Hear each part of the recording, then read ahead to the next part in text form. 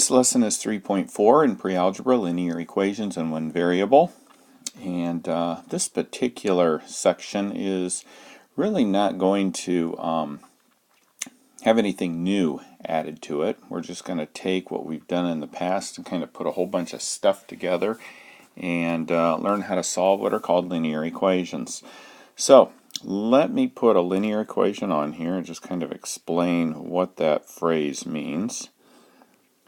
A linear equation, well actually, pretty much any equation that you have, you can draw a picture of it.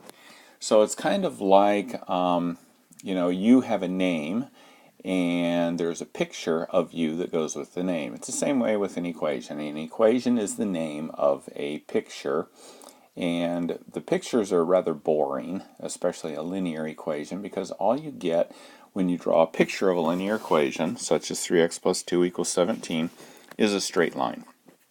So we just get and that's it. That's the picture of the equation.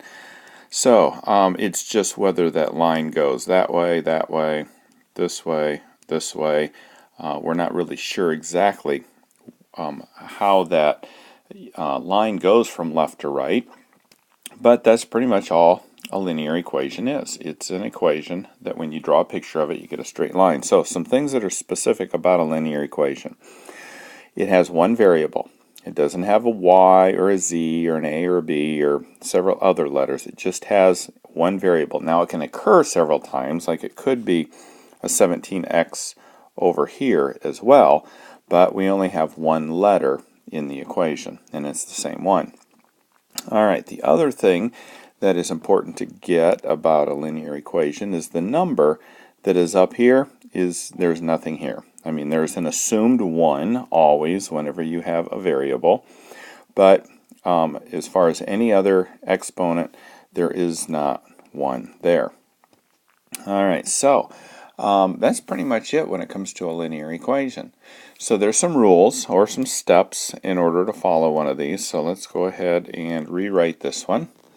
Or go ahead and rewrite another one. 3 times x plus 2 equals negative 9. So again, we only have one variable, and that variable has an exponent of 1, so I know that it's a linear equation. So step 1 says, simplify each side as much as possible.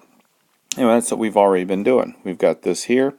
That can be used the distributive property. So I've got 3x plus 6 equals negative 9. Nothing I can do on the right. So that's step 1.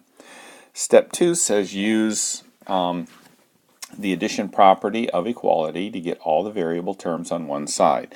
So what that means is we're trying to get this x all by itself. So remember what I said, when you have a number added or subtracted to the x, that's what we want to take care of first. So we have a number added, so we're going to subtract it.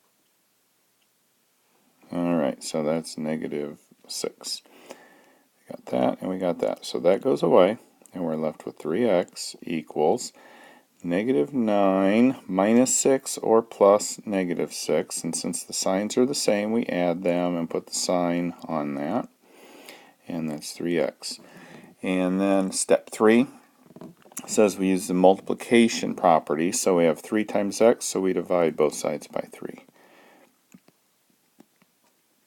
15 over 3 is 5, and this negative follows along, and we're done. So it's pretty much just doing what we've done, just a little bit more effort, a few more steps as we go through and solve something as simple as that. So this is example 2, and again we're just going to follow the steps here. Try to do what I can over here, nothing, over here, nothing.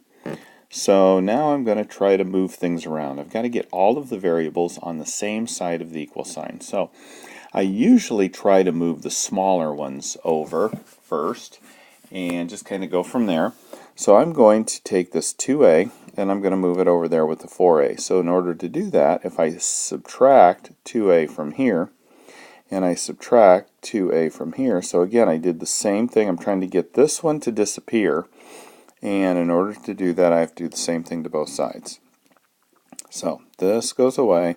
I have a negative 7 left over. Let's draw a line all the way across here so you're not getting confused to what I have above. And here I've got 4a minus 2a, so 4 minus 2 is 2, and I didn't do anything with the 5. Alright, so now I have 2a plus 5 equals negative 7.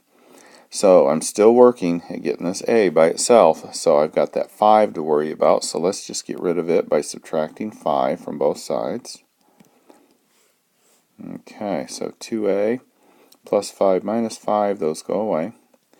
Negative 7 minus 5 or plus negative 5. So I have 2a equals, signs are the same, so I add them, put the sign on there.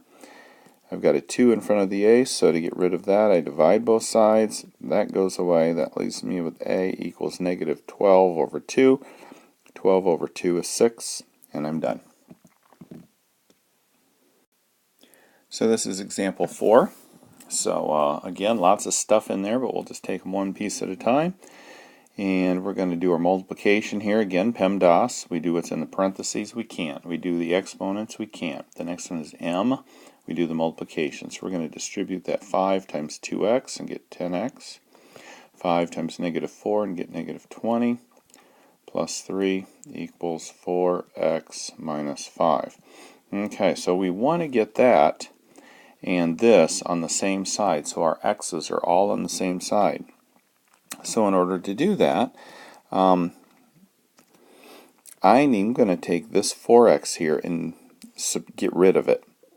And by subtracting 4x from here, it will go away, and I also subtract 4x over here. So I'm doing the whole 4x, not just the 4, not just the x. I can take the entire term. Remember, a term is anything, a letter or a number or both, separated by a plus or a minus sign. So I've got 1, 2, 3 terms here, 1, 2. So if I want to get rid of a term, I get rid of the entire term. So the 4 times x. So I can get rid of these two numbers because they're multiplied, or the number and the letter because they're multiplied. So I'm going to get rid of them, and 1, 4, and the x I'm going to make go away. Alright, so that goes away, and this turns into a 6x. 10 minus 4 is 6. Minus 20 plus 3, not going to do anything to that yet, equals negative 5. Now I'm going to work at combining these. Well, I have a negative 20 and a positive 3. Signs are different, so I take the difference between the two, put the sign of the largest number on there. And I still have my 6x, and that equals negative 5. Alright, so I'm working at trying to get this x by itself. So let's get rid of that 17. So I have a minus 17, so I'm going to add a 17 to both sides. That goes away, leaving me with 6x. This is negative 5 plus 17. Signs are different, so I take the difference between the two, put the sign of the largest on there, which is positive, and I get 6x equals 12. So now I got to get rid of the 6 by dividing, and x equals 12 over 6, which is 2.